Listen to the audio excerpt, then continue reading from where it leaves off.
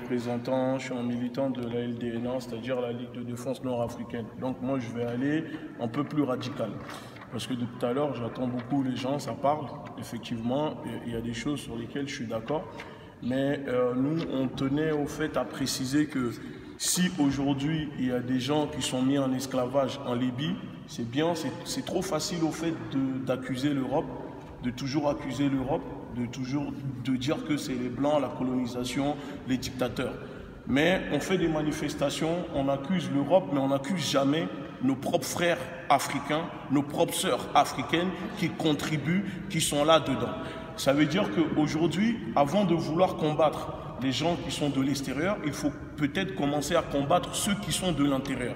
Parce qu'aujourd'hui, quand on voit qu'il y a des femmes africaines qui sont mises en esclavage au Koweït, c'est pas à cause de l'Europe. Oui, les Arabes les ont mis là-bas, mais d'abord, avant qu'elles arrivent là-bas, ce sont les Africains eux-mêmes, ce sont les Noirs eux-mêmes qui les ont envoyés là-bas. Donc, à un moment, il est bien aussi de taper du poing sur la table, de préciser les choses. Après que les gens nous trouvent radicales, nous, c'est pas un souci. Mais il faut le savoir qu'à l'heure d'aujourd'hui, en France, on est les seuls. On s'organise, on est les seuls à attaquer l'extrême droite frontalement. C'est-à-dire Romain Espino, nous on a vu qu'il y avait l'extrême droite, ils allaient attaquer les migrants dans les Alpes. On était les premiers à se rendre au Crédit Agricole, on a contrecarré la propagande qu'ils étaient en train de faire dans les médias parce qu'ils ne s'attendaient pas du tout à ça. On a fait licencier Romain Espino, ça nous a valu des menaces de mort, mais c'est pas grave, nous on assume. Mais quand il y a des problèmes concernant les migrants, les sans-papiers, que ce soit pour les manifestations, les personnes qui sont eux-mêmes concernées, on ne les voit pas. Ça veut dire quand l'extrême droite s'en prenait aux migrants africains, nous on ne voyait pas des Africains sortir dehors ou manifester leur colère. C'est ça le problème, parce qu'on ne peut pas demander aux gens de nous aider, de nous donner de la force si nous-mêmes, on n'est pas là, on n'est pas concernés.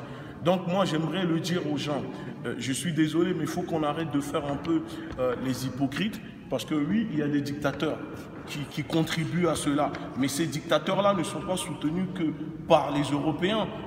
Ici, il y a aussi des Africains, des Noirs qui contribuent, qui soutiennent ces personnes-là. Mais la chose, c'est qu'aujourd'hui, c'est trop facile de s'en prendre, de dénoncer quand c'est les autres personnes qui nous attaquent que quand c'est le Noir lui-même. Parce qu'on a tellement l'habitude de se faire du mal entre nous. C'est-à-dire, moi, je veux venir, je suis noir, je suis africain, je m'en prends en vous. Ça ne choquera pas les Africains, mais quand ça va être en blanc ou en arabe, là, ça choque.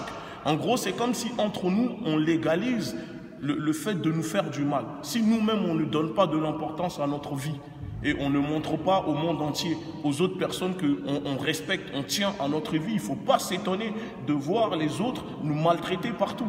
Donc, qu'est-ce qu'il faut faire? Ou on continue comme ça à faire les hypocrites, à faire des manifestations, mais il n'y a rien qui suit. Ou on se dit, oui, on fait des manifestations, mais il faut faire en étant